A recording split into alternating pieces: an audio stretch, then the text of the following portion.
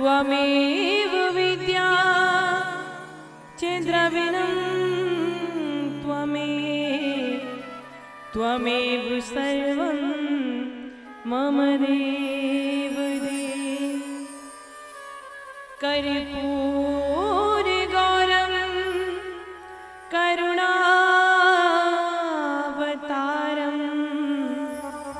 संसारसारं भुजगेन्द्रहार सदा वसन्तं हृदयारविन्दे भवं भवानी सहितं नमामि। बंशी विभूषित करा नवनीलदार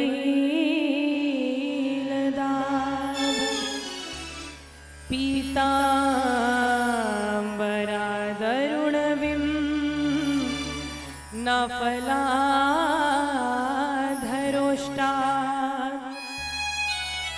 पूर्णेन्दु सुन्दरमुखादरविन्दुनेत्रात् कृष्णात् परं किमपि तत्त्वहं न जाने।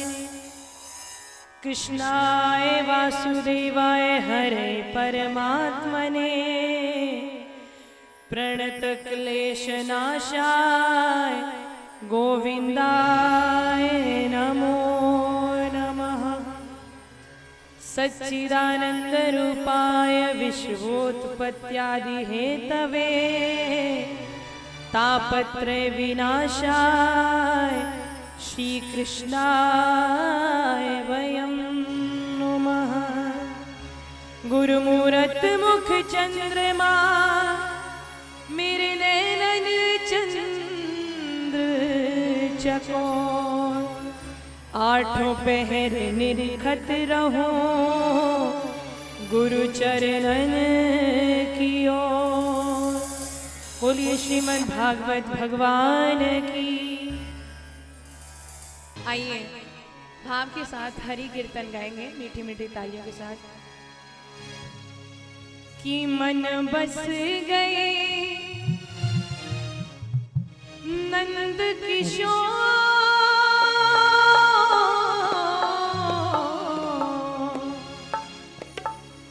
अब जाना नहीं कहीं और बसा लो वृंदावन में बसा लो वृंदावन में। और ठाकुर जी को भाव के साथ कहेंगे मन बस गए नंद किशोर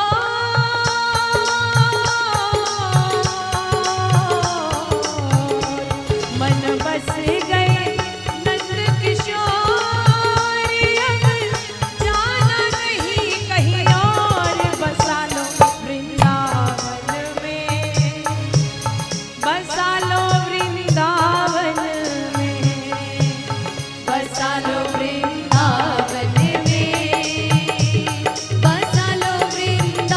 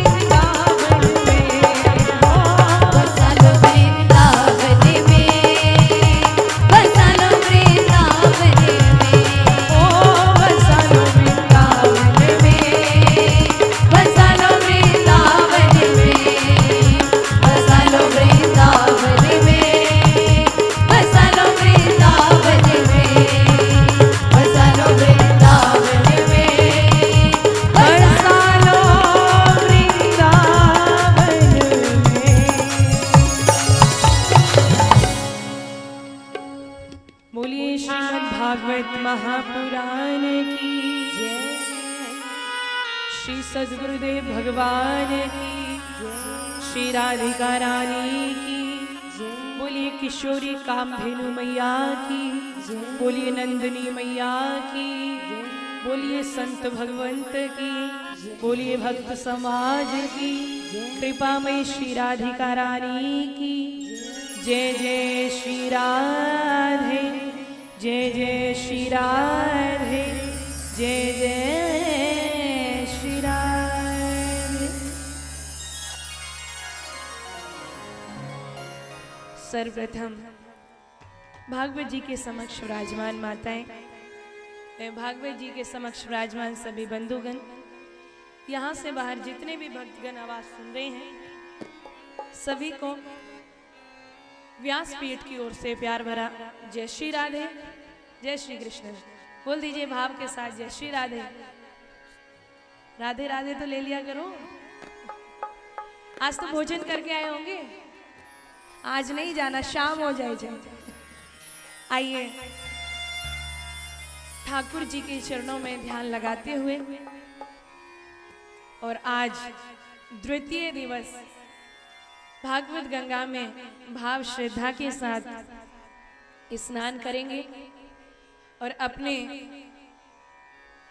ठाकुर जी अपने श्री सद्गुरुदेव भगवान के चरणों में अपना ध्यान लगाएं, मैया किशोरी के चरणों में ध्यान लगाएं और कल के प्रसंग की ओर अपना ध्यान लगाएं कि हमने कहाँ भागवत जी का विश्राम किया था। याद है कुछ? अच्छा चलो याद दिलाते हैं, परंतु आज वाला प्रसंग ना ध्यान रखना, ध्यान से सुनना। कल कथा में आओगे तो पहले ही बता दिया है, कल सारे प्रसंग पूछे जाएंगे। अब ऐसा ना हो कि इस डर से कल आओ ही ना। बोल दो राधे राधे। तो आना है कल और भागवत जी को ध्यान पूर्वक श्रवण करना है।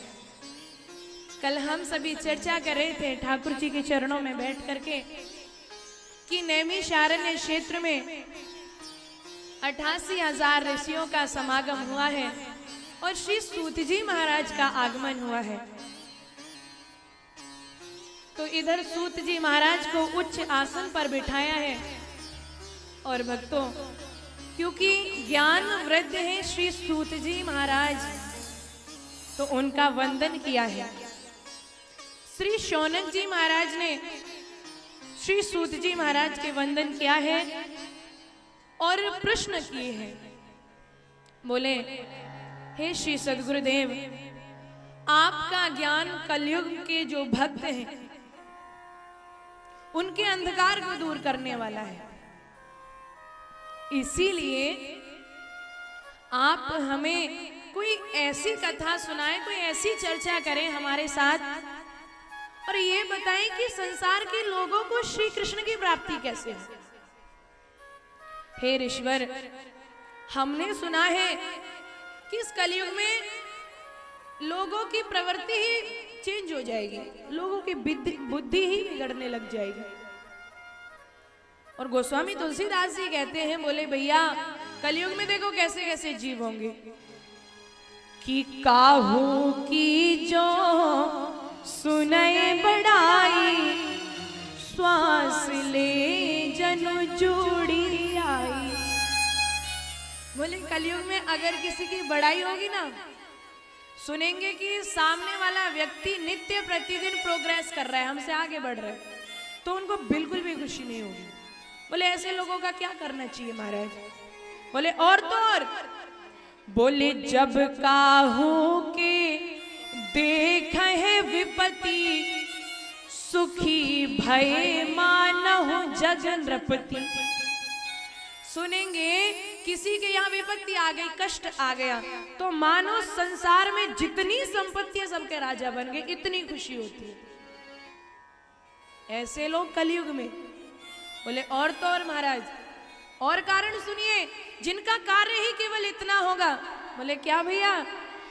कि झूठ ही लेना, झूठ ही देना और झूठ ही भोजन, झूठ चबेना।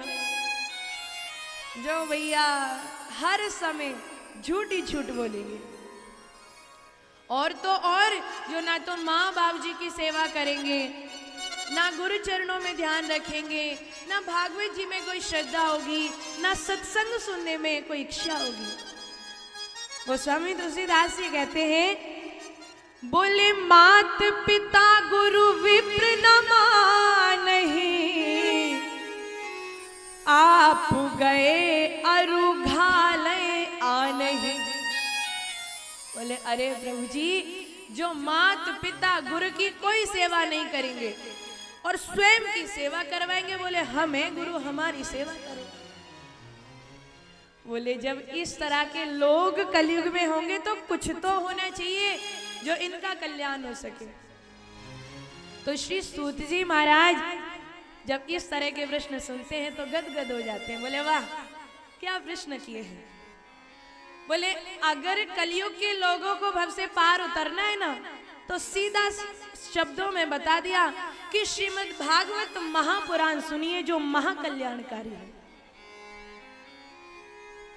इसी के श्रवण मात्र मानव का उद्धार हो जाएगा। लेकिन श्री सूत जी महाराज समझा रहे हैं, बोले हे ऋषियों, देखो सतयुग, त्रेता और द्वापर, और अब है, अब कौन सा युग है? कलयुग। सतयुग, त्रेता और द्वापर में बोले बहुत भक्त थे श्री रामचंद्र जी के, ठाकुर जी के, और वो कैसे ठाकुर जी को, श्री राम जी को प्रसन्न करते। और भागवत जी में और श्री रामायण जी में गोस्वामी तुलसीदास जी ने बड़े भाव के साथ लिखा है। आइए भाव के साथ श्रवण करेंगे। और कहा है कि कृत युग सब जोगी विज्ञानी,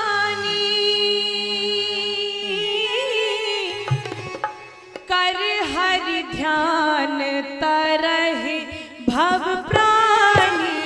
राम सिया राम, सिया राम जय जय राम, राम सिया राम, सिया राम जय जय राम। बोले भैया, सतयुग में सब योगी, ज्ञानी, विद्वान होते थे जो भगवान को बड़ी आसानी से प्रसन्न कर देते थे, रिझा लेते थे। और त्रेता युग में कौन सा साधन था? बोले अरे भैया, हो त्रेता विविध, त्रेता विविध यज्ञ नर करहि, प्रभु ही समर्प करम भव तरहि। राम सिया राम, सिया राम जय जय राम, राम सिया राम, सिया राम जय जय राम। त्रेता में जीव जो भी कर्म करता भगवान को अर्पित कर देता और भव सागर से पार हो जाता। बोले द्वापर में कौन सा साधन था? तुलसीदास जी कहते हैं, हो द्वापर कर, द्वापर कर रघुपति पद पूजा,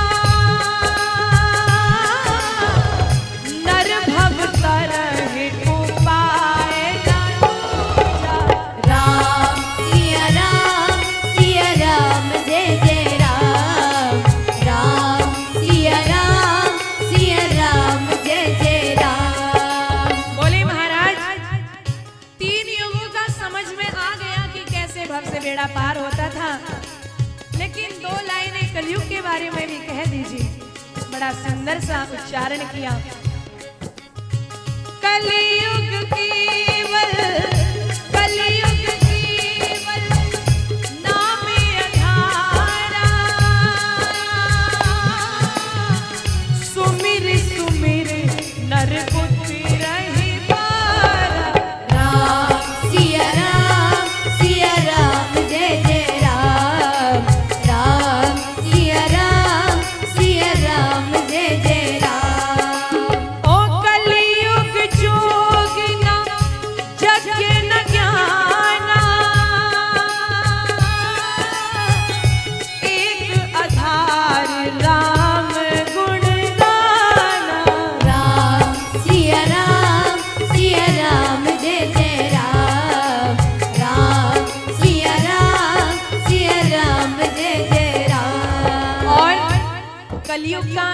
सबसे बड़ा प्रभाव क्या है?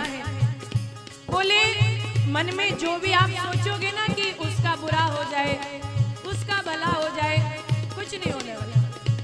ये कलयुग में सबसे ज्यादा प्रभावी, और इसीलिए गोस्वामी तुलसीदास जी ने कहा, हो कली कर एक पुनीत प्रतापा, मानस पुण्य होए नहीं पापा। राम सिया राम जय जय राम। राम सिया राम जय जय राम। बोले मन से बुरा चाहोगे ना तो कुछ नहीं होगा, और अगर बोले भैया हाँ उसका भला हो जाए, उसका कोई काम बिगड़ रहा है तो बन जाए, यानी दुआ करोगे किसी के लिए तो वो जल्दी कबूल हो जाती है, लेकिन मानसिक पाप नहीं होता, बुरा नहीं लगता। इसीलिए गोस्वामी तुलसीदास जी कहते हैं, हो सोई भवतर कछु संशय नाही, नाम प्रताप प्रगट कलिवाही। राम सिया राम जय जय राम। राम सिया राम जय जय राम। इस कलयुग में क्या करना है? जितना हो सके बस भाव के साथ गाते रहिए, हरे कृष्ण कृष्ण कृष्ण हरे हरे, हरे राम राम राम हरे। इतनी जल्दी में मत गाइए क्योंकि इतनी जल्दी जल्दी गाओगे तो बेड़ा पार नहीं होगा, इसीलिए भाव के साथ गाना है। ओ कलियुग केवल हरि गुण गावत नर पावहे भवताहा। राम सिया राम जय जय राम। राम सिया राम जय जय राम। ओ मंगल भवन अमंगल हारी, प्रभु सुदर्श कटियश विहारी। राम सिया राम जय जय राम। राम सिया राम जय जय राम। इसीलिए बोले कलयुग में सबसे आसान सा, सबसे इजी सा मार्ग है कि हर समय गोविंद नाम गाते रहिए। तो यहाँ श्रीमद् भागवत जी आप श्रवण कर रहे हैं, यही नहीं कि बस सुन लिया, 3 घंटे अच्छा टाइम व्यतीत हो गया, अब भैया अपने काम में रम जाओ। काम भी करो, काम करने के लिए मनाही किसकी है? लेकिन कल भी बताया था और अगले 5 दिन भी बताने की कोशिश करेंगे कि हर समय मुख पे मेरे गोविंद का नाम गाते रहिए, क्योंकि ये कलयुग है और इस कलयुग में देवता भी तरसते हैं। बोले किस लिए? बोले ये सोचते हैं कि एक बार पृथ्वी पर चले जाए, और जैसे मनुष्य भागवत सुन रहे हैं ना, वैसे ठाकुर जी के चरणों में बैठ के कथा श्रवण करें। लेकिन हम बड़े सौभाग्यशाली हैं जो मनुष्य देह प्राप्त की और ठाकुर जी के चरणों में बैठ के हरि जी का चिंतन कर रहे हैं। और क्योंकि देखो ये भागवत जी तो अमृत है। श्री सूत जी महाराज ऋषियों को समझा रहे हैं, बोले सुनो, जब राजा परीक्षित को कथा श्रवण कराई है ना श्री सुखदेव जी ने, तो इधर देवताओं को पता चल गया। तो देवता श्री सुखदेव जी महाराज के पास कलश लेके आते हैं, बोले इसको अदला बदली कर दो। बोले भागवत जी कोई पोथी पत्रा तो है नहीं और तुम कहते हो कि अदला बदली कर दो। नहीं नहीं, ये तो साक्षात कृष्ण रूप है, मना कर दिया। तो देवता जाते हैं ब्रह्मा जी से जाके शिकायत करते हैं। तो ब्रह्मा जी ने भागवत जी को तोलना शुरू किया है। एक पलड़े में समस्त साधनों को रखा है और एक पलड़े में भागवत जी को विराजमान किया है। तो भागवत जी का पलड़ा, क्योंकि भागवत जी तो साक्षात श्री ठाकुर जी हैं, भागवत जी का पलड़ा भारी हो गया। बोल दीजिए श्रीमद् भागवत महापुराण की। तो इसीलिए संत समाज कहती है ये कोई पोथी नहीं है, पुस्तक नहीं है, किताब नहीं है, अरे ये तो साक्षात कृष्ण स्वरूप है। और बोले श्री सूत जी महाराज कहते हैं, बोले नारद जी ने ब्रह्मा जी के मुखारविंद से भागवत कथा का श्रवण किया है और सुनने की विधि, श्रवण करने की विधि सनत कुमारों से सीखी है। बोले महाराज एक बात बताइए कि नारद जी तो कहीं रुकते नहीं है, नारद जी बहुत कम ठहरते हैं, चलने की ज्यादा आदत है, घूमने की, ब्रह्मांड में हरि कीर्तन करने की ज्यादा आदत है। और सनत कुमार एक जगह से दूसरी जगह जाते नहीं, फिर इन्होंने सप्ताह श्रवण विधि कैसे सीखी? तो यहाँ नारद जी के पिछले जन्म की कथा आती है, सूक्ष्म रूप में आपको कथा श्रवण कराते जाएंगे।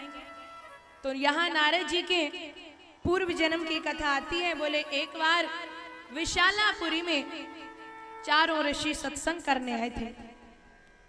तो नारद जी बड़े उदास होते हैं और यहाँ एक बहुत प्यारी सी कथा भी आती है। जब नारद जी इतने उदास हुए तो इधर से उधर, उधर से उधर नारद जी घूम रहे थे। तो नारद जी की भेंट होती है सनत कुमारों से, और जब भेंट हुई तो कारण पूछा। बोले नारद जी इतना उदास कैसे हो? बोले महाराज क्या बताऊं, मैंने बहुत जगह घूमी, हर एक क्षेत्र गए, कुरुक्षेत्र गए, सेतु बंध गए, बहुत जगह भ्रमण किया, लेकिन मन की उदासी दूर नहीं हुई। बोले कारण को होगा? बोले हाँ महाराज, भ्रमण करते करते जब वृंदावन गए तो एक आश्चर्य देखा। बोले क्या? बोले यमुना जी के किनारे एक स्त्री बैठी हुई थी और उसके दाएं और बाएं में दो पुरुष विराजमान थे, यानी अचेत अवस्था में पड़े थे। उस स्त्री ने मुझे देखा, प्रणाम किया और कहने लगी महाराज आप तो श्री ठाकुर जी के परम भक्त हैं, मेरी चिंताओं का समाधान करो। मैंने नाम पूछा, अपना नाम बताओ। बोले महाराज अगर मेरा परिचय जानना चाहते हैं तो मैं द्रविड़ देश में उत्पन्न हुई, कर्नाटक में बड़ी हुई और महाराष्ट्र में युवा हुई। वहां से मैं भ्रमण करते करते गुजरात में आई। यहाँ आकर देखा तो विषयों ने मुझे घेरना शुरू किया। वहां से मैंने प्रस्थान किया वृंदावन के लिए, और वृंदावन तो भक्ति का घर माना जाता है। अब वृंदावन में आके मैं तो युवा हो गई, ठाकुर जी की कृपा से भक्ति युवती हो गई, लेकिन मेरे जो दो पुत्र हैं, ये पुत्र कौन थे? बोले ज्ञान और वैराग्य। इनकी सुस्ती दूर नहीं हुई। नारद जी का दिमाग घूम गया। तो नारद जी को कुछ समझ में नहीं आया, अपने कमंडल से जल लिया, छिड़का, लेकिन थोड़ी सुस्ती दूर हो गई, लेकिन फिर बेहोश हो गए। अब क्या करें? आकाशवाणी हुई, बोले नारद अगर तुम इनकी अचेत अवस्था दूर करना चाहते हो तो कोई सत्कर्म करो। अब नारद जी को ये तो पता चल गया कि सत्कर्म करो। अब वो सत्कर्म है कौन सा जिसको नारद जी करें? तो नारद जी जब सत्कर्म की नहीं पता चली तो घूमते घूमते ऋषियों के पास गए हैं। ऋषियों ने बताया है, बोले सत्कर्म ये है महाराज कि आप भक्ति ज्ञान वैराग्य को 7 दिनों तक श्रीमद् भागवत कथा का श्रवण कराइए। अवश्य ही उनकी चेतना, उनकी अचेत अवस्था दूर हो जाएगी। तो नारद जी पहुंच गए महाराज हरिद्वार, और आनंद घाट पर नारद जी ने 7 दिनों के लिए भागवत जी का आयोजन करवाया है। और वहां जैसे ही सभी को पता चला कि भागवत कथा का अनुष्ठान होने जा रहा है, तो सभी वहां भागवत श्रवण करने के लिए, यानी ऋषि संत समाज उपस्थित हुए हैं।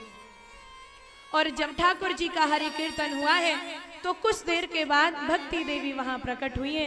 बोलिए भक्ति महारानी की। अपने ज्ञान और वैराग्य दोनों पुत्रों को लेकर के ठाकुर जी की मीठी सी कथा कानों में पड़ी है, तो ज्ञान वैराग्य की अचेतावस्था भी दूर हो गई। बोलिए प्रेम से जय श्री राधे। ये ठाकुर जी का नाम का नशा है महाराज। तो यहाँ जब भक्ति ने देखा है, सभी को प्रणाम किया है, और भक्ति देवी नाचने लगी। दोनों पुत्र ज्ञान और वैराग्य महाराज नाचने लगे। अचेतावस्था दूर हो गई। नारद जी महाराज कहते हैं, बोले यहाँ आज अलौकिक महिमा देखी, ऐसे संत समाजों के दर्शन हुए हैं, तो यहाँ भक्ति देवी कृतार्थ हो जाती हैं ठाकुर जी की कथा श्रवण करके। तो आपने भी भक्ति देवी की तरह ये 7 दिन ठाकुर जी के चरणों में अपनी लौ लगाए रखनी है। और क्या करना है? बोले मैयाओ ये भी करना है कि जब भी कथा में आओ तो समय से आ जाया करो। हम यहाँ भागवत जी में प्रांगण में आ गए और मैयाएं दूर दूर तक थी, मैयाएं 4-5, परंतु थोड़ा समय से आओ। तब ही भागवत जी का 7 दिना जब आप कथा श्रवण कर लेंगे तो आपको जो फल की प्राप्ति होगी, संपूर्ण कथा आप श्रवण करेंगे तो फल की प्राप्ति होगी। तो इसीलिए कोशिश करो कि समय से आ जाया करो। बोलिए श्रीमद् भागवत भगवान की जय। और अपने मन को वहीं लेके चलेंगे जहां हमने भागवत जी को अभी सुन रहे थे। किस तरह से गौलोक धाम में राधे रानी ने शुकदेव जी को कथा श्रवण कराई है, और आगे इसी शुक ने भगवान शिव के मुख से कथा श्रवण की है। सूक्ष्म रूप में आपको बताएंगे कि जिस समय एक रोज नारद जी, मैयाओं से मेरा हाथ जोड़ के निवेदन है, शांति रख ले। मेरे को बार बार कहने में भी अच्छा नहीं लग रहा है, यहाँ से थोड़ी सी देर की शांति और रखिएगा। कि जिस समय नारद जी महाराज वीणा लेकर के कैलाश पर्वत पर गए हैं और कैलाश पर माँ पार्वती को अकेले बैठे देखा है, तो पूछते हैं कि मैया आज भगवान शिव कहाँ गए हैं? बोले पता नहीं, बताकर नहीं गए। बोले इसका मतलब तो यह है कि भगवान शिव आपको प्रेम नहीं करते। बोले इसका क्या मतलब है? अरे भगवान शिव तो मुझे बहुत प्रेम करते हैं। बोले अच्छा, आपको सब बातें मालूम है भगवान के विषय में? बोले हाँ, सब बातें मालूम है। चलो तो मैया एक बात बताओ कि भगवान शिव के गले में जो मुंडों की माला है, वो मुंड किसके हैं? मैया को नहीं मालूम था। बोले नहीं मालूम। बोले अब तो पक्का विश्वास हो गया कि भगवान शिव आपको प्रेम ही नहीं करते। बोले अगर प्रेम किया होता तो उनके गले में जो मुंडों की माला है वो आपको अवश्य पता होती। अब नारद जी का काम है यहाँ की वहां करना, और वहां की कुछ भक्त होते हैं। देखो संत समाज कहते, बोले सतयुग त्रेता द्वापर में तो एक ही नारद थे जो यहाँ की वहां करते थे, और आज तो घर घर में नारद है जो यहाँ की वहां करते और वहां की वहां चुगलखोर। और नारद ही नहीं, बहुत सी मैयाएं भी करती हैं।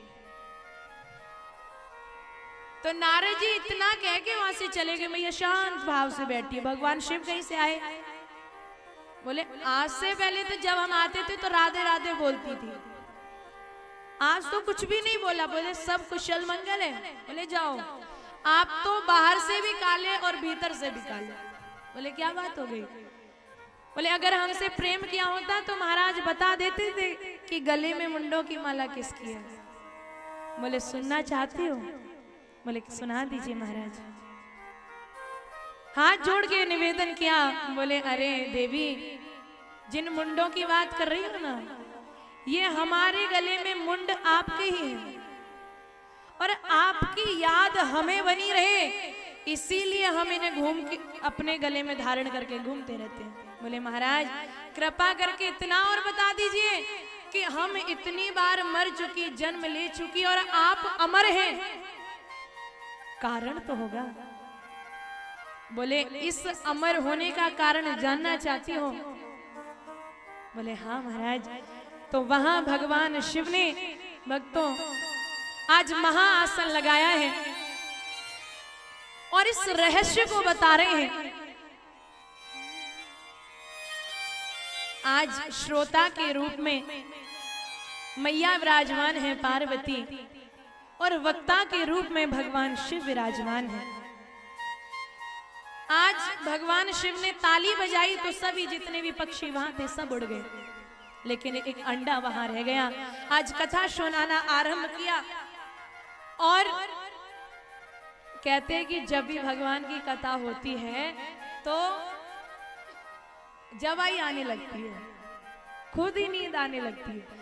अब मैया जब कथा सुन रही थी तो मैया को मीठी मीठी नींद आने लगी।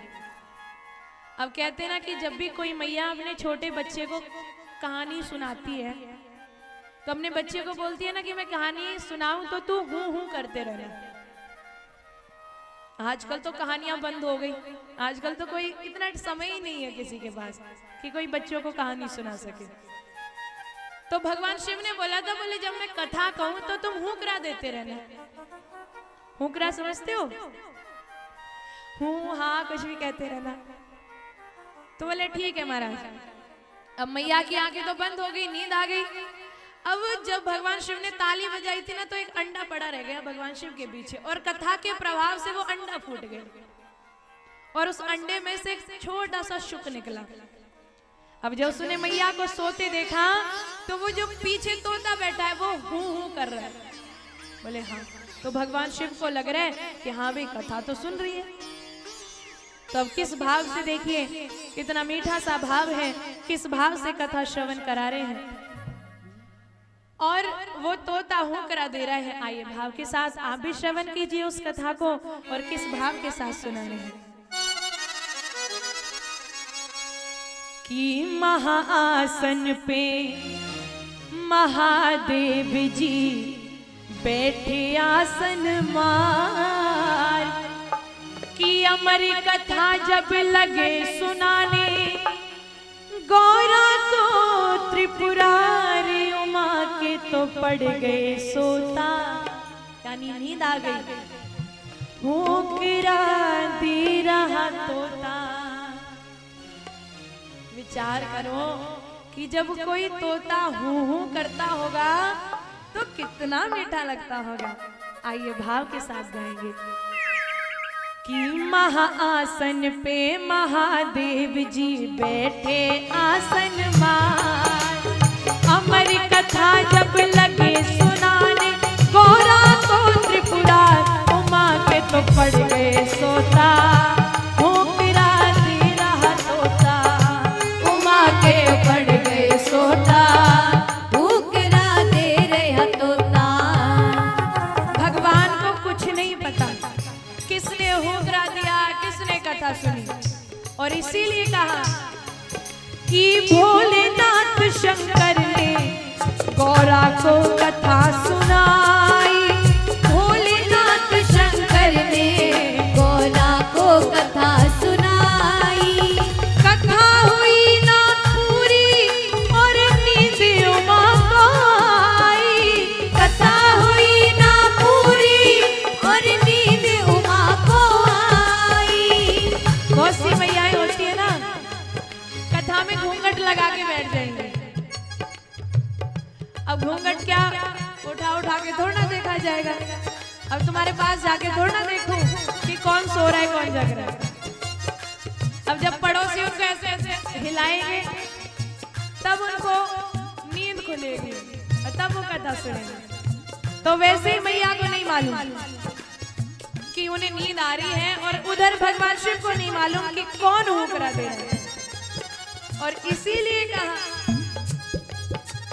ओ भोलेनाथ शंकर ने गौरा को कथा सुनाई।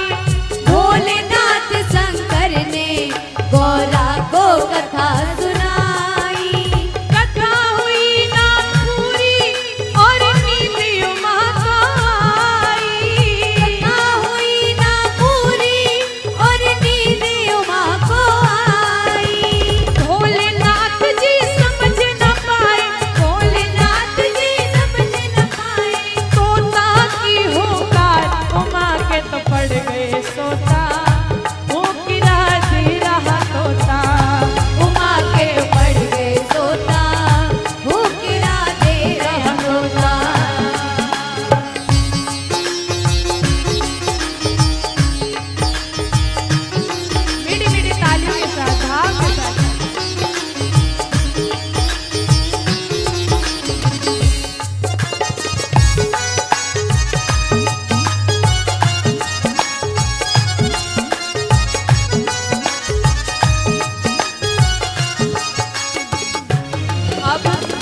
जब कथा 12वें स्कंद पर पहुंची और भगवान सारी लीलाएं समाप्त करके अपने धाम चले गए और जोरदार जयकारा लगाया भगवान शिव ने।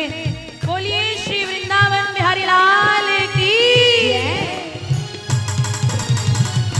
तो माँ भवानी की नींद टूट गई। बोले महाराज अभी तो कहाँ आप महाराज का प्रसंग सुना रहे थे, इतनी जल्दी भगवान अपने परम धाम कैसे चले गए? मैया ने हाथ जोड़ लिए। बोले महाराज क्षमा कर दीजिए। हो जब नींद से गौरा जागी अफसोस हुआ है भारी। जब नींद से गौरा जागी अफसोस हुआ है भारी। हाथ जोड़ कर बोली, हाथ जोड़ कर बोली, प्रभु लग गई आंख हमारी। हाथ जोड़ कर बोली, प्रभु लग गई आंख हमारी। अरे महाराज अभी तो आधी कथा हुई है, आधी कथा बाकी है, वो भी सुना दो। आधी कथा सुनी है हमने, कथा सुनी है हमने, आधी कथा सुनी है हमने, आधी है बरकरार। उमा के तो पड़ गए सोता, ओ किरा तेरा सोता। उमा के तो पड़ गए सोता, वो गिरा तेरे हथोता।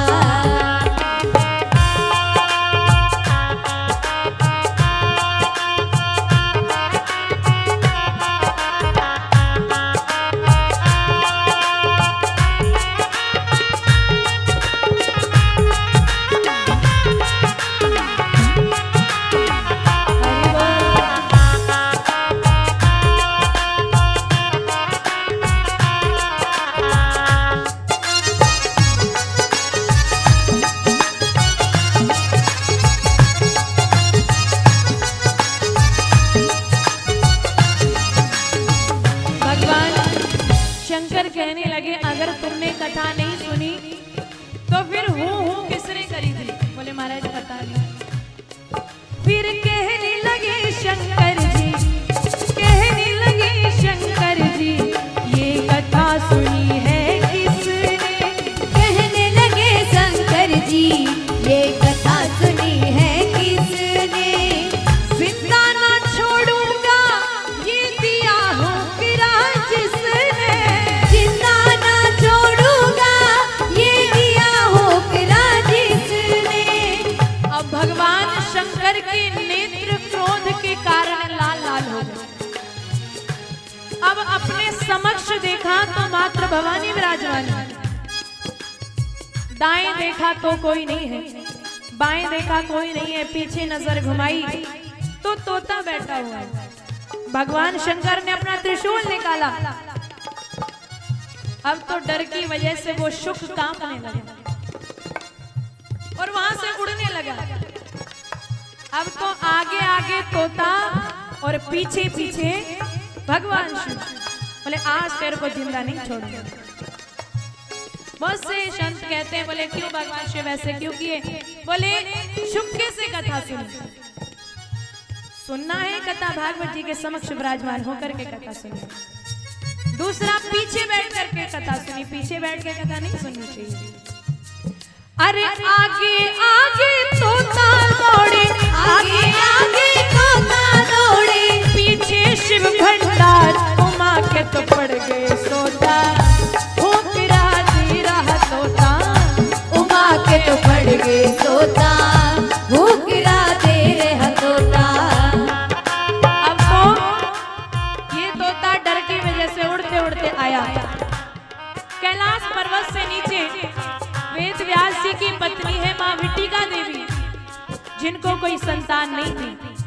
अपने स्वामी को कहती है महाराज कोई संतान नहीं है, क्या करूं? बोले ईश्वर की कृपा है, इच्छा होगी तो घर में संतान होगी, नहीं तो नहीं। तो इतना बोली तो जवाई आ गई और जवाई लेने के लिए मुख खोलना पड़ता है।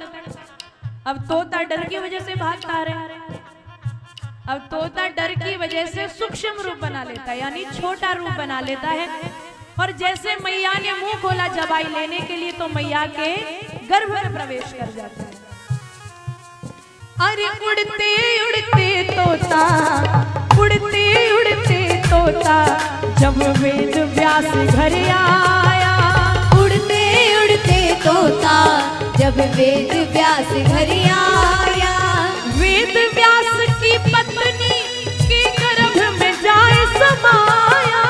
वेद व्यास की पत्नी के गर्भ में जाए समाया। वेद व्यास की पत्नी के गर्भ में जाए समाया। वेद व्यास की पत्नी के गर्भ में जाए समाया।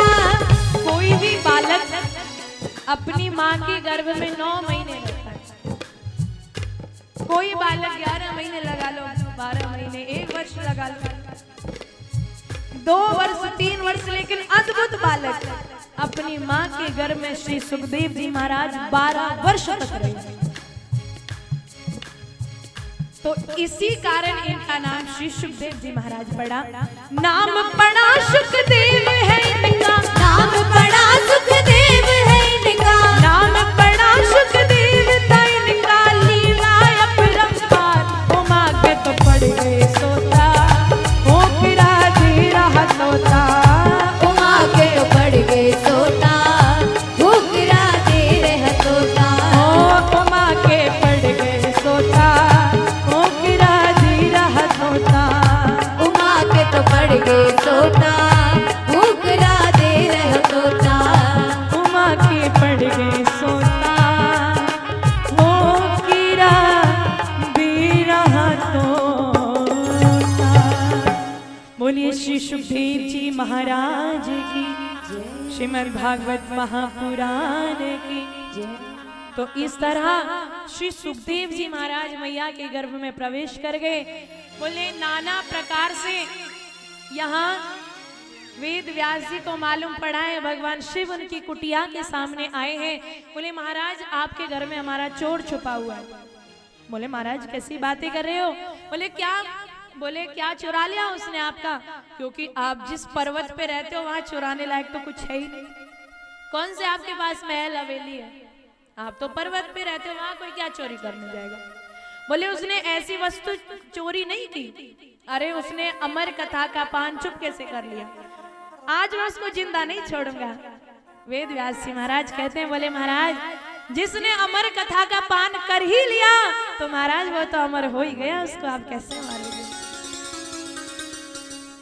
यहाँ भगवान शिव को समझ में आया है कि श्री सुखदेव जी महाराज का अवतार हुआ है और यहाँ प्रणाम करके वापस चले गए हैं।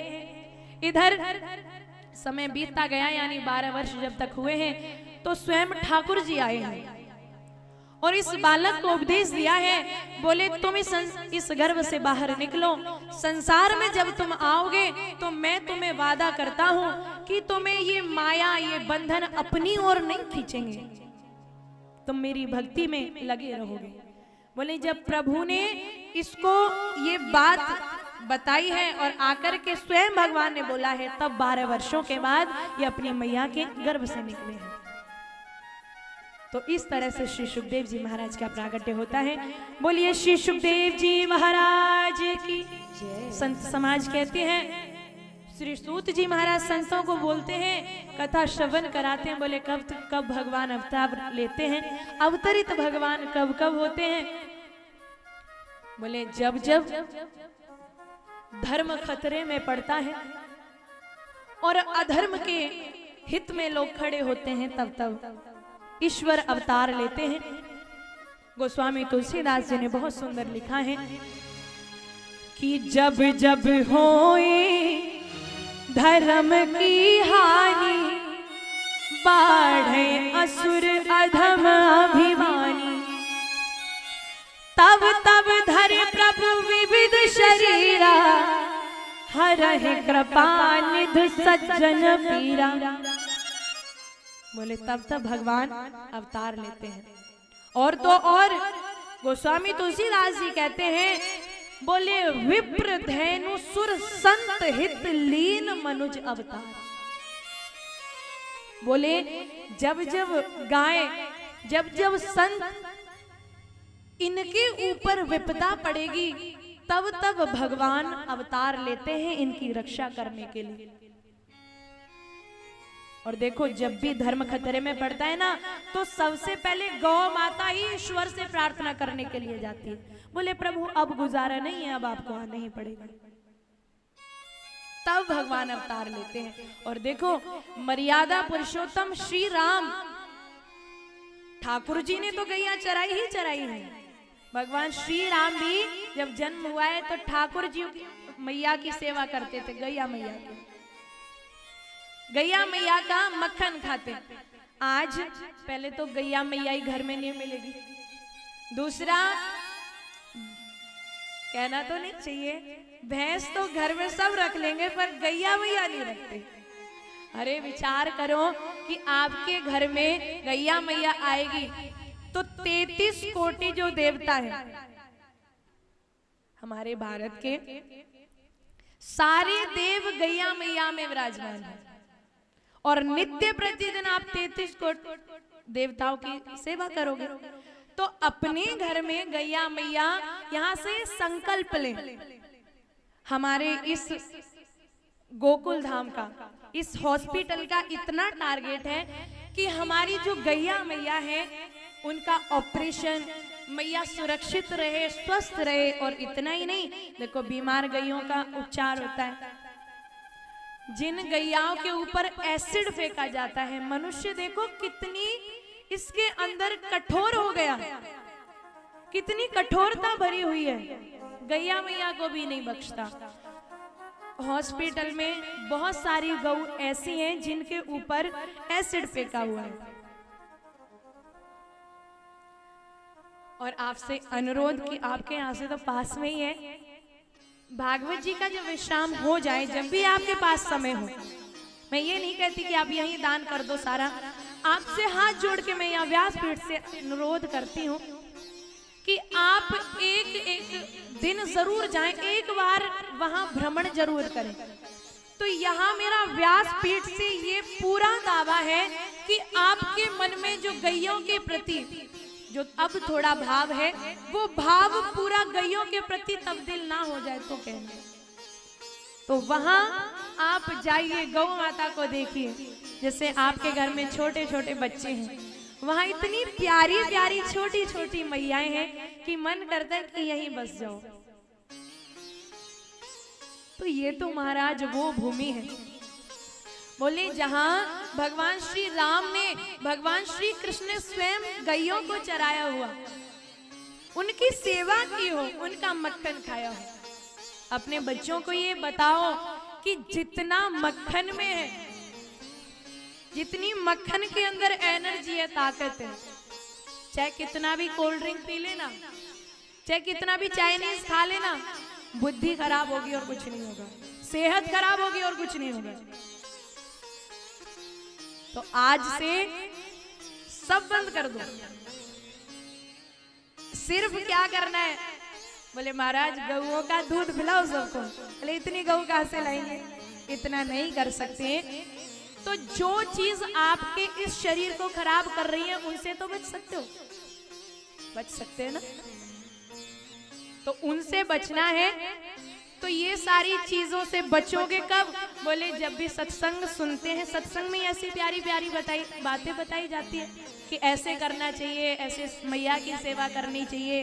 प्रातः काल उठ के, सुबह उठ के खुद स्नान करो, मैया को स्नान कराओ, फिर उसका वंदन करो। और जैसे आप आरती करते हो ना सुबह शाम, गौशाला के अंदर भी मैया की आरती होती है, किशोरी मैया की। वैसे ही अपने घर में मैया की आरती किया करो। और आप जब भी भोजन बनाते हो तो सबसे प्रमुख रोटी, पहली रोटी किसको देनी है? बहुत सी मैयाएं क्या करती हैं, बहुत सी मैया भुक्कड़ होती है, बहुत ज्यादा भूखी रहती है। वो क्या करती है, बोले गैया मैया को बाद में देखेंगे, पहले स्वयं खा ले। नहीं, जब भी आप भोजन बनाती हो तो ये संकल्प कर लो, क्योंकि जब भी संकल्प करते हैं तो वो चीज अवश्य पूरी होती है, और संकल्प के बिना तो कुछ भी नहीं होता। तो संकल्प कर लो कि पहली रोटी हम अपनी गैया मैया के लिए निकालेंगे। और देखो हमारे भारत देश में सब ऋषि महात्मा, सब संतजन और राजा महाराजा। और देखो आज कलयुग में हमारी गैया मैया को रहने तक का स्थान नहीं है। जो गोचर भूमि हमारी मैयाओं के लिए थी उस पे भी लोग कब्जा करने लग गए, उसको भी लेने लग गए। तो ये भाव हर मनुष्य के अंदर जगे। और संत समाज ने गैया मैया का, जो गैया मैया के अंदर देवता विराजमान है, बोले गैया मैया के सींगों का पूजन करना चाहिए कि नित्य प्रतिदिन, क्योंकि गैया मैया के सींगों में इंद्र देवा के वास करते हैं। नित्य प्रतिदिन गैया मैया के सिर को पूजो, मैया से आशीर्वाद लो, क्योंकि सिर में ब्रह्मा जी का वास है और नेत्रों में साक्षात सूर्य और चंद्रमा मैया के विराजमान है। जिह्वा पे साक्षात सरस्वती मैया विराजमान है और गौमूत्र में विष्णु जी के चरण कमलों से प्रकट हुई श्री गंगा मैया का वास है। और कहते हैं, बोले आजकल तो मकान मार्बल के हो गए, पहले मकान कच्चे थे तो मैयाएं थोड़ा कष्ट भी करती थी, लीपन भी करती थी, घर में गोबर से लेपन होता था। आजकल तो भैया समर चला दिया और बस पानी वेस्ट करते रहते। पानी भी बचाने की कोशिश करो। अगर ऐसे ही पानी वेस्ट होता रहा ना तो कुछ समय के बाद हमें पीने को पानी भी नहीं नसीब होगा। तो पानी का इतना प्रयोग कीजिए जितना आपको चाहिए। तो इसीलिए गैया मैया का जो गोबर है, गोबर में साक्षात लक्ष्मी मैया विराजमान है। तो जिस मैया के अंदर सारे देवी देवता विराजमान है, क्या हम उस मैया की सेवा नहीं कर सकते? क्या उस मैया को हम एक रोटी नहीं खिला सकते? अरे ऐसी रोटियां तो आपके घर में बच भी जाती होंगी, कई बार फालतू बन जाती है, ज्यादा बन जाती है। तो उस मैया के लिए आप रोटियां जरूर निकालें। और इसीलिए संतों ने एक बहुत सुंदर सी कथा गैया मैया के विषय में बताई है। एक बहुत सुंदर सी कथा आती है कि एक सुप्रभ नामक राजा हुए हैं जो शिकार खेलने के बहुत शौकीन थे। थोड़ा ध्यान देकर सुने। तो एक दिन शिकार खेलने के लिए गए तो इन्होंने एक हिरनी को देखा कि वो हिरनी अपने नन्हे से बालक को दूध पिला रही है। तो शिकार के नशे में महाराज गए थे, उन्होंने देखा नहीं और ना दया की, सो बाण छोड़ दिया। अब बाण लग गया, दोनों घायल हो गए। अब जैसे ही उस हिरनी का अंतिम समय आया तो मरते वक्त राजा को श्राप दे देती है। बोले मेरे नन्हे से बालक को तूने जो बाण मारा है और मुझे जो बाण मारा है, मैं तुझे श्राप कर देती हूँ, श्रापित करती हूँ कि तुम सिंह बन जाओगे, शेर बन जाओगे। अब राजा ने उस समय तो सोचा नहीं जिस समय बाण मारा था। अब जब श्रापित हो गए तो हाथ जोड़ लिए, बोले मेरे से अनजाने में गलती हुई, मुझे क्षमा कर दो।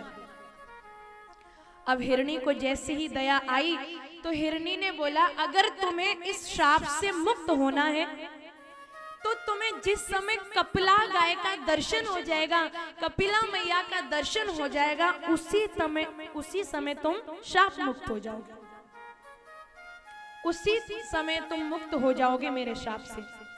इतना कहा और हिरणी के वही प्राण निकल गए, क्योंकि श्राप लगा हुआ था। तो वो राजा सिंह बन गया, शेर बन गया। और शेर बन गया इतना खूंखार जानवर कि अपने सिपाहियों को खाने लगा, आने जाने वाले लोगों को खाने लगा। एक दिन उस सिंह बने राजा को प्यास लगी। प्यास लगी तो किसी जलाशय के पास गए। बड़ी प्यारी सी नगरी है गोकुल। गोकुल में पहुंचे, देखा कि प्यास बुझ जाए, कहीं से जल मिल जाए। चलते चलते गए तो वहां एक कपिला मैया थी जो अपने कुछ समूह से बिछड़ गई थी, अपने गैया मैया के झुंड से बिछड़ गई थी। अपने उस झुंड को कपिला मैया देख रही है और जैसे यहाँ सिंह को देखा तो कपिला मैया डर की वजह से कांपने लगी। बोले अभी ये मुझे नहीं छोड़ेगा, खा जाएगा। जैसे मैया विचार करने लगी तो कपिला मैया का एक छोटा सा बछड़ा था। मैया को अपने बछड़े की याद आई और आंखों से आंसू बह रहे हैं। सिंह ने देखा तो बोला रो मत, अपने इष्ट देव को याद कर ले, रोने की जरूरत नहीं है, क्योंकि इष्ट देव को याद कर, अब मैं तुझे छोड़ूंगा। कपिला मैया कहती अरे मैं इसलिए नहीं रो रही कि तू मुझे खा जाएगा, मैं इसलिए रो रही हूं कि मेरा एक छोटा सा नन्हा सा बालक है, वो मेरे बिना कैसे रहेगा। अच्छा मैं एक बार अपने बच्चे से मिल लूं, उसके बाद तू मुझे खा लेना, मैं वादा करती हूँ कि मैं तेरे पास आ जाऊंगी। उस शेर को पहले तो यकीन नहीं हुआ कि ये शायद जाने के बाद नहीं है। फिर मैया ने बहुत कहा तो बोला ठीक है, तुम जाओ और अपने बच्चे से मिलके वापस आ जाना। गैया मैया रोती जा रही है, अपने बच्चे के पास पहुंची तो आज मैया उदास है। बछड़े ने मैया को देखा है तो दौड़ा हुआ आया और मैया को कस के पकड़ लिया। मैया उदास है, मैया के दोनों नैनों से आंसू गिर रहे हैं। मैया को पूछते हैं मैया क्या हुआ, रो क्यों रही हो। मैया बोली क्या बताऊं, आज एक सिंह से भेंट हुई और उसने कहा कि मैं तुम्हें नहीं छोड़ूंगा, तो मैं उसको बोल के आई कि मैं अपने बच्चे से मिल लूं, मैं वादा करती हूँ कि तुम्हारे पास वापस आ जाऊंगी। अब मैया अपने बछड़े को समझाती है, बछड़ा कहता है कि नहीं मैया मैं तो तुम्हारे साथ चलूंगा, मैं तुम्हारे बिना कैसे रहूंगा। मैया ने समझाया, बोले बेटा ये संसार के लोग हैं ना, इनके अंदर तब तक भाव रहेगा जब तक इनको काम होगा, तब तक ये मेरी पूजा करेंगे जब तक दूध पिएंगे, जब तक मैं माखन इनको दूंगी तब तक ये मुझे चारा खिलाएंगे। मैया अपने बच्चे को समझा रही है। इतना कहा और मैया अपने बछड़े से अंतिम विदा लेके चली गई। अपनी सखियों से कपिला मैया मिली है। सखियां कहती हैं बोले तुम वहां से आ तो गई, अब क्यों जा रही हो, अब क्या वो तुम्हें ढूंढने आएगा। बोले नहीं, मैंने कहा है कि मैं आऊंगी और इस सत्य को मैं छोड़ नहीं सकती।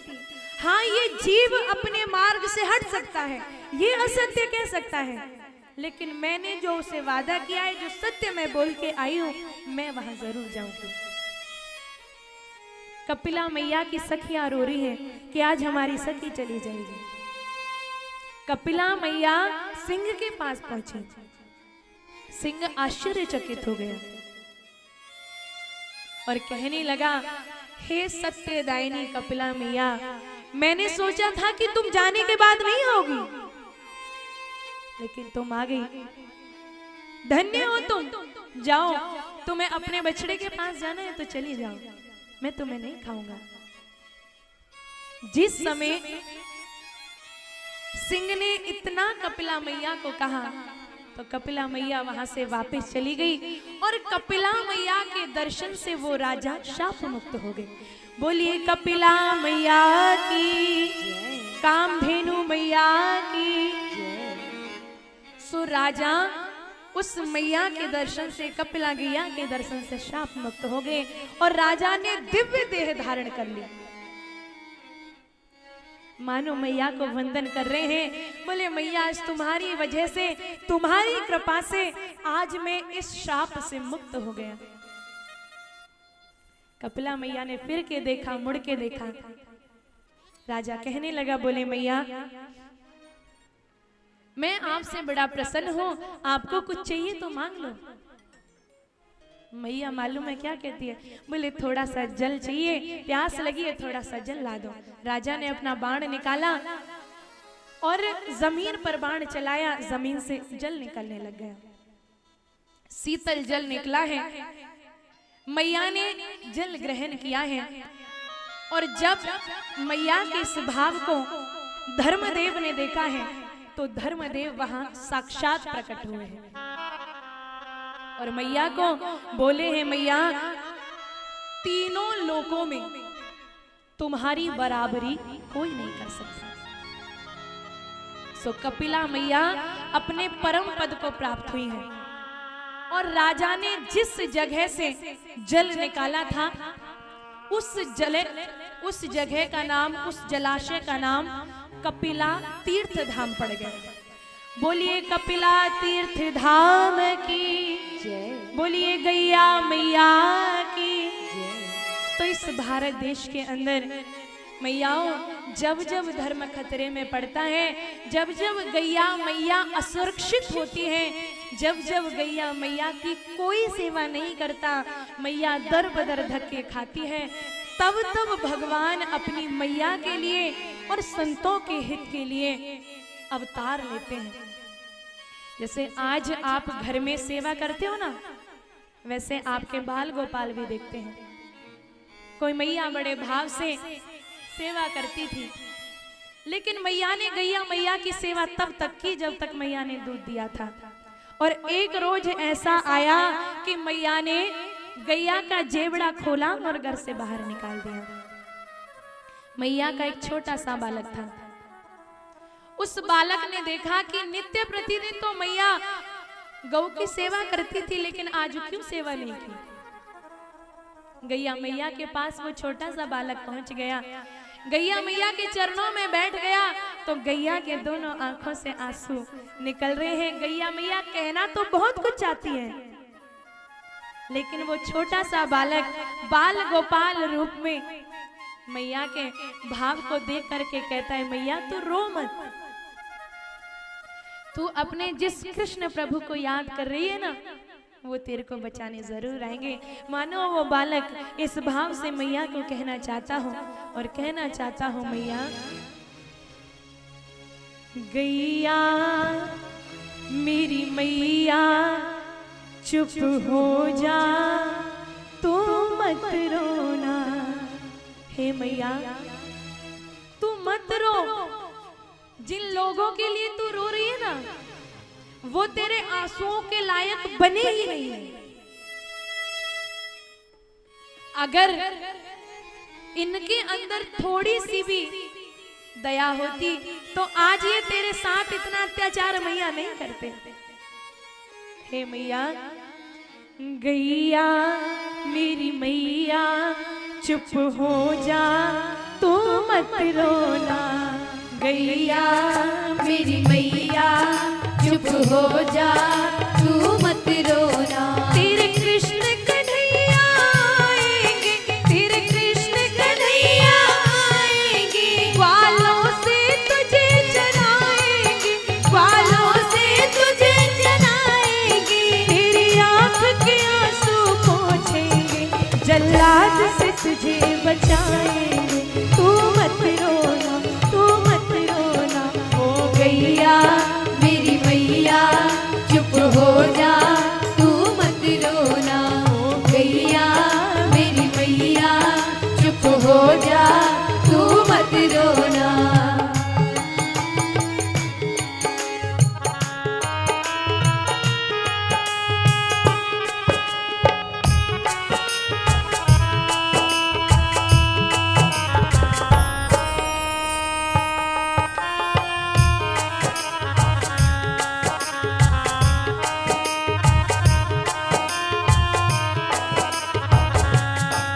मानो वो बालक मैया को कहना चाहता हूँ, मैया क्या हुआ, मेरी मैया ने तो तुझे घर से बाहर निकाला है, लेकिन मैं तो तेरे साथ हूँ। वो बालक बार बार मैया के मुख पे हाथ लगाए। अरे मैया तेरे सींग में चक्र सुदर्शन है, तेरे सींग में चक्र सुदर्शन है। हे मैया तेरे सींग में चक्र सुदर्शन है, तेरे सींग में चक्र सुदर्शन है। तेरे खुर में अंगद सागम है, तेरे खुर में अंगद सागम है। तेरे खुर में अंगद सागम है। तेरे खुर में अंगद आलम है। और मैया तेरी जो पूछ है ना, वो इनके हृदय में जो लंका रूपी कठोरता विराजमान है, वो तेरी पूछ उस लंका को जलाएगी। मैया तू मत रो मेरी माँ, तेरी पूछ जला देगी लंका, तेरी पूछ जला देगी लंका, दुश्मन का बजा देगी डंका, दुश्मन का बजा देगी डंका,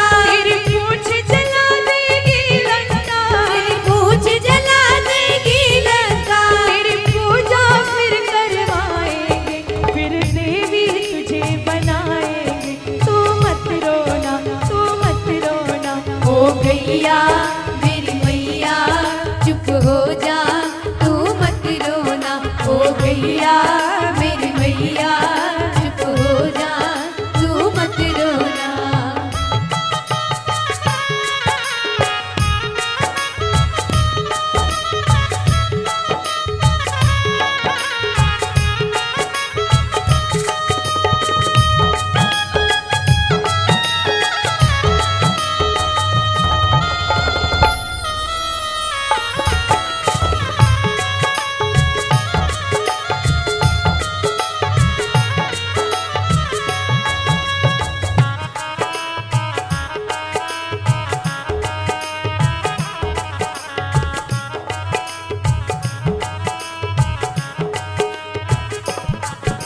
आज हम गैया मैया को रखते हैं और इस भारत देश में मेरी गैया मैया, जहां मैया का दर्जा जिसको मिला हुआ है, लेकिन क्रूरता देखिए कि उसी भारत देश में गैया मैया की गर्दन पर चाकू रख दिया जाता है। आपके हाथ में थोड़ा सा कट जाए तो कितना दर्द, आप कितना शोर मचाते हैं। और उस गैया मैया की गर्दन पर जिस समय आरा चलता होगा, क्या वो गैया मैया अपने बेटों को नहीं बुलाती होगी? क्या उस गैया मैया को अपने बच्चों की याद नहीं आती होगी कि कहां तो मेरे बेटे मुझे मां कहते हैं, मुझे मां का दर्जा भी दिया है, और कैसे बेटे हैं जो मां की गर्दन पर चाकू रख दिया और जरा भी दया नहीं आई। निवेदन करूं कि आप कुछ नहीं कर सकते तो एक एक कदम गौ माता की ओर तो आप बढ़ा सकते हैं। उस बच्चे का भाव हो कि माँ कोई बात नहीं, आज इस हिंदुस्तान में तेरी कोई कदर नहीं है, तू सड़कों पे धक्के खाते घूम रही है, लेकिन मेरी मैया ये तेरा गोबर है ना, एक रोज यही गोबर तेरा धन में परिवर्तित होगा और यही वो लोग होंगे मैया जो तेरी पूजा करेंगे, जो तेरे धन को पूजेंगे, जो तेरे गोबर का पूजन करेंगे। जब एक छोटा सा बालक इतना भाव गौ मैया के चरणों में रख सकता है, तो क्या हम और आप गैया मैया के चरणों में भाव नहीं रख सकते? मैया को कहते हैं माँ तेरा गोबर धन बन जाएगा, तेरा गोबर धन बन जाएगा, तेरा गोबर धन बन जाएगा, तेरा गोबर धन बन जाएगा, तेरा मूत्र विघन हर जाएगा, तेरा मूत्र विघन हर जाएगा, तेरा मूत्र विघन हर जाएगा, तेरा मूत्र विघन हर जाएगा। और आज जिस दूध की कदर नहीं है ना मैया, जिस दूध को नहीं पीते ना, हो तेरा दूध बहा देगा गंगा, तेरा दूध बहा देगा गंगा, तेरा दूध बहा देगा गंगा, तेरा दूध बहा देगा गंगा, कर देगा सबका मन चंगा, कर देगा सबका मन चंगा, कर देगा सबका मन चंगा, कर देगा सबका मन चंगा। फिर पंच द्रव्य बनवाएंगे, फिर देवों में बंटवाएंगे, तू मत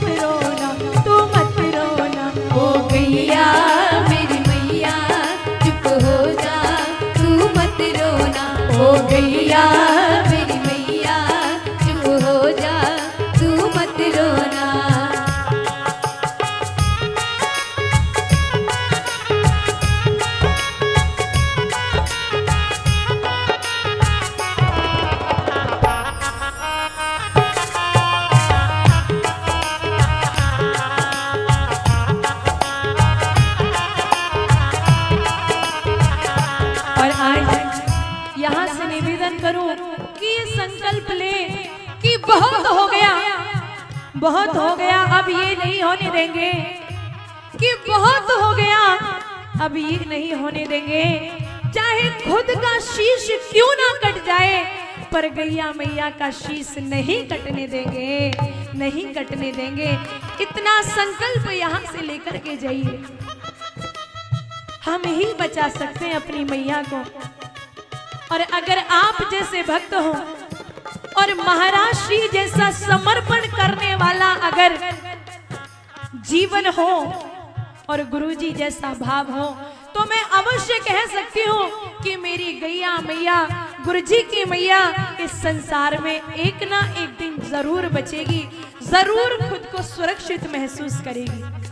और गैया मैया को कहता है कि मैया कुछ देर है बस अंधेर नहीं, कुछ देर है बस अंधेर नहीं, कुछ देर है बस अंधेर नहीं, कुछ देर है बस अंधेर नहीं, अब जल्लादों की खैर नहीं, अब जल्लादों की खैर नहीं, अब जल्लादों की खैर नहीं, अब जल्लादों की खैर नहीं। जिसने उस कंस को मारा था, जिसने उस कंस को मारा था, जिसने उस कंस को मारा था, जिसने उस कंस को मारा था, और दुष्टों को संहारा था, और दुष्टों को संहारा था, और दुष्टों को संहारा था, और दुष्टों को संहारा था।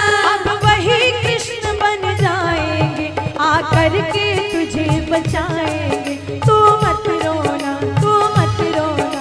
ओ गैया मेरी मैया चुप हो जा, तू मत रोना।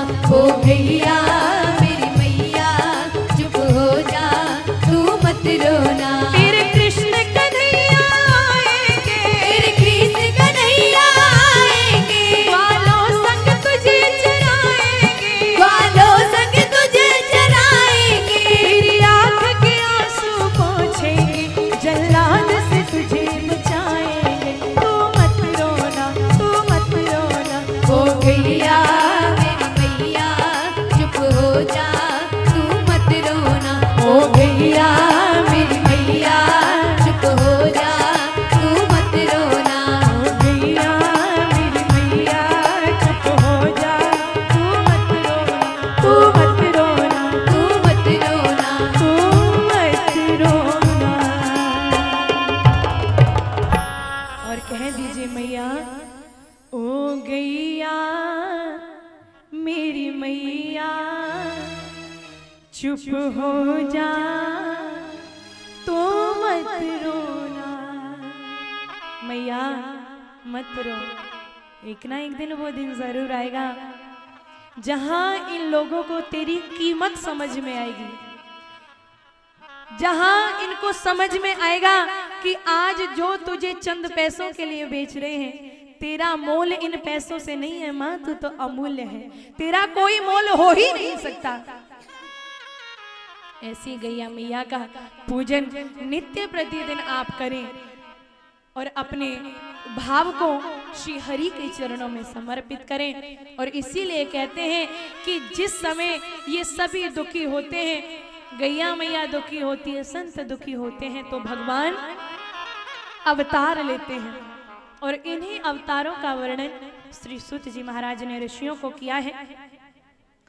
और भगवान को याद करके श्री सूत जी महाराज बता रहे हैं, बोले अभी तक भगवान ने 23 अवतार लिए हैं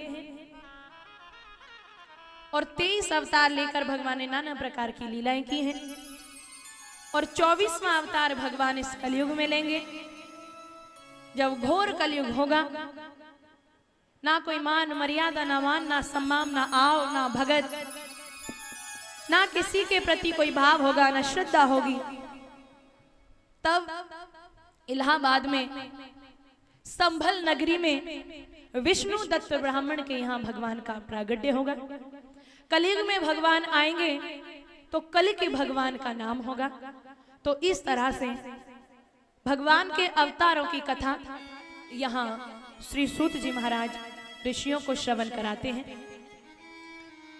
और इसके पश्चात में बहुत सारी कथाएं आती हैं, क्योंकि मैया थोड़ा समय से नहीं आई थी, समय से आती है नहीं, और समय होने से पहले मैया पैरों को इधर करने लग जाती है, और तो और भागवत जी की तरफ पैरों को कर लेती है। ये मत सोचो कि दिखाई नहीं दे रहा, आगे बैठे हो तो सब दिखाई दे रहे। भागवत जी की तरफ तो पैर करनी ही नहीं चाहिए। 3 घंटे में 2.5 घंटे, आधे घंटे लेट आ पाते हो, 2.5 घंटे कथा होती है, उसमें भी आप इधर से उधर से नहीं, इतने समय तो शांति के साथ सुन्न होके बैठ जाएगा। बोल दीजिए जय श्री राधे, भाव से बोलिए, आवाज तो आनी चाहिए।